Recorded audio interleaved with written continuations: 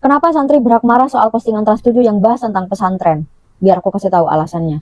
Pertama, karena konten itu bukan lagi kritik, tapi cuman narasi murahan, framing-framing buruk, fitnah-fitnah yang dibikin cuman demi engagement.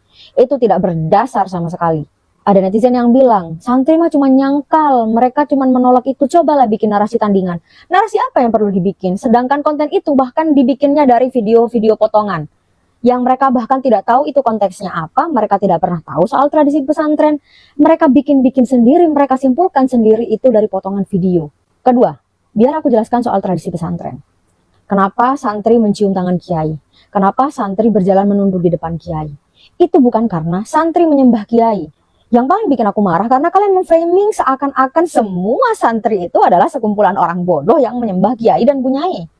Kak, kalian perlu tahu, santri itu nggak cuma belajar di pondok. Banyak santri yang kuliah, banyak santri yang sekolah, bahkan udah pernah ke luar negeri, tapi ketika pulang ke pesantren, mereka masih takzim kepada kiai.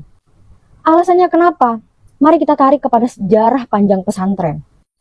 Pesantren ini sudah eksis bahkan sebelum Indonesia merdeka. Dulu ketika masyarakat pribumi belum boleh sekolah sama pemerintah kolonial nih, siapa yang membuka pendidikan satu-satunya di Jawa? Pesantren.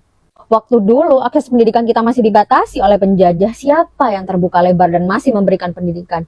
Pesantren. Boleh kalian cek di buku sejarah. Pesantren ini adalah salah satu sistem pendidikan tertua yang ada di Indonesia, di Nusantara. Dari zaman sebelum Indonesia merdeka, kiai itu sudah mengabdikan dirinya kepada masyarakat dengan apa? Mereka membangun pondok-pondok. Kalau zaman dulu bahkan pondok itu nggak bayar. Bahkan sampai sekarang banyak pondok itu yang nggak bayar. Coba kalian hitung.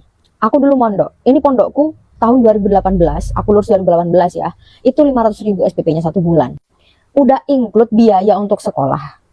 Include uang makan 2 kali, uang listrik, uang air, semuanya. Coba kalian bayangkan. Bahkan biaya yang harus kita keluarkan untuk mondok itu nggak sepadan dengan apa yang kita dapatkan. Jauh lebih besar yang kita dapatkan daripada yang kita bayar. Ini baru pondokku 500.000. Banyak pondok yang sampai sekarang SPP bulanannya cuma 120.000. Bayangin. Nggak jarang kiai-kiai, bunyai-bunyai itu mereka harus nombok untuk biaya santrinya, untuk biaya pembangunan, untuk biaya air dan lain sebagainya. Uang untuk nombak itu dari mana? Ya dari bisnis yang mereka punya, dari hasil pertanian. Uang yang kalian bilang itu ngamplopin dari wali santri. Kenapa wali santri bisa ngasih uang sama kiai? Karena mereka sadar, mereka menitipkan anaknya kepada kiai dan apa yang mereka bayar itu tidak sepadan. Itu tidak pernah dituntut oleh pihak pesantren. Itu kesadaran dari wali santri sendiri untuk memberi kepada kiai mereka, guru-guru anak-anaknya, bahkan guru mereka sendiri. Dan kenapa kiai itu selalu dihormati dari generasi ke generasi?